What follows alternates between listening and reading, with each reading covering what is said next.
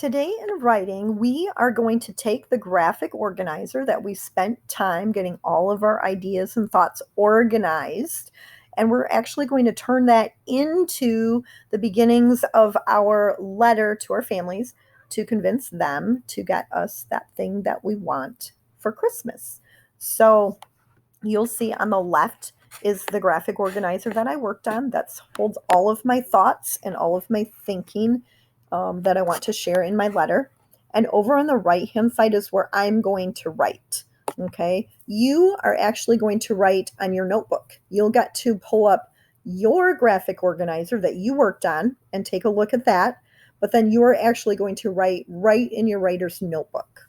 Okay. When you're finished with this, and we'll work on this activity over 2 days, but when you're done, you will simply just take a picture, a nice clear picture, and share it with us.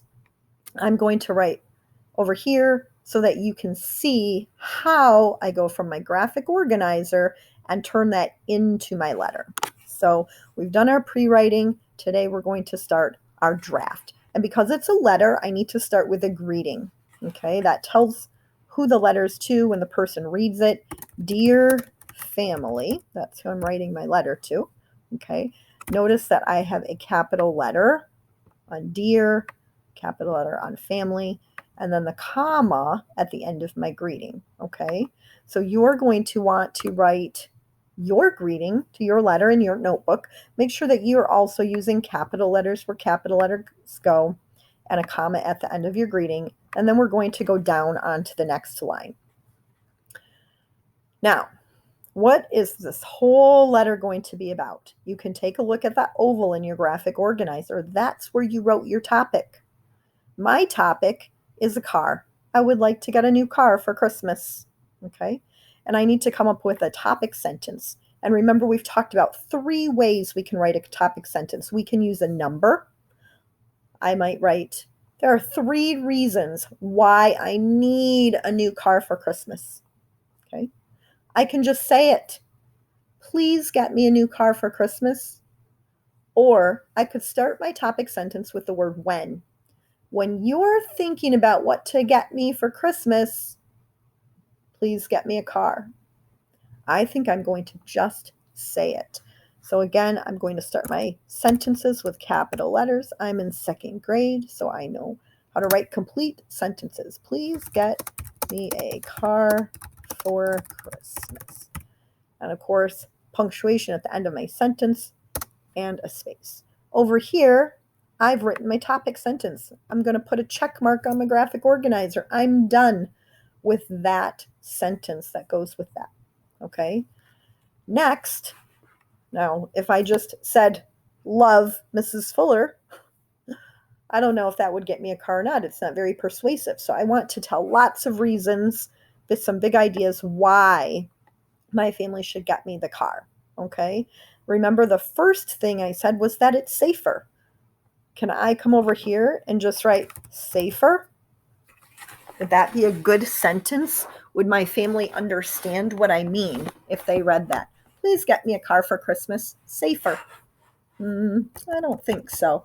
I'd better take this word and put it into a sentence that makes sense. A new car would be safer than the car I drive right now. I'm going to start that sentence with a capital letter. A new car would be safer than the one I drive right now. And end my sentence with punctuation. And I can check that one off. I wrote my first big idea, my first reason why I need a new car. It would be safer. And I'm going to tell some more. Well, how would it be safer? Why would it be safer? Okay. I'm going to write a sentence again. I'm not just going to write backup cameras. Someone would read that and not know what I meant. I'm going to say it would probably have backup cameras and working seat belts. Period. So I'm now done with that part. I have my topic sentence, my first reason, and telling a little bit more about that reason. So I'm getting there. My family would look at this. They might be thinking, maybe but I want to give a little bit more information to persuade my family to get me a car. You, of course, are going to be writing this in your notebook. Let me look back at my plan. Oh, yeah. I said that a new car would be reliable. It would get me where I need to go. So let me think about how I can write that in a sentence. Okay. A new car would be reliable. That was one thing that I said. Now tell me a little bit more. How will it be reliable? Let me write there. It says right here, it won't stall and it will shift. I'm going to write that in here. It won't stall. Remember, stall means it just stops working in the middle of the road or get stuck in park like my current car does. Okay. And you'll notice that there's some blue underlines right there. So the computer is telling me that they think I might go back and look at that. But you know what? This is my draft. So remember, in a draft, we're not super worried about spelling. The important thing is to get our idea down and to get our thoughts on our paper in a way that makes sense. When we go back and we edit and revise, that's where we'll really worry about making sure our spelling is correct and if we've missed capital letters or punctuation. Of course, I do want to take care of those things and mind those things so that I don't have too much of that to do in my editing and revising. But I'm not going to be too worried about that. All right. Boys and girls, we have one more thing here. More room. Oh, a new car will have more room in it. Now, I started this sentence with a new car. I'm going to put in a transitional phrase.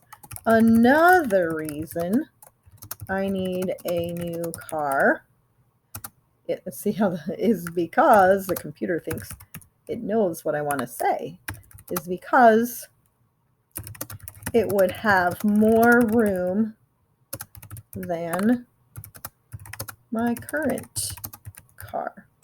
Why is that important? So here we go, more room. Why is that important? It says extra seating. So with extra seating, we could take more people with us. So let me see. Then we could take Grandma and Grandpa on trips with us. Now that doesn't say exactly what I said over here, but it does go here with the extra seating. I might say we could even bring friends to fun places like Michigan's Adventure. Whenever I can give good details that help people picture what we're imagining, that's always great. Okay? I'm going to stop right there. My letter's not done yet. I'm getting close. Okay? I still need a closing. I still need to go back and check for capital letters and punctuation and all that good stuff. But I am going to stop my letter today now that I've done all of these sentences. Okay? So you can stop today too. You're not going to turn this assignment in until Friday when it is completely finished. We've just gotten started. We've written 7 sentences today. That's a lot. And we'll complete this work on Friday.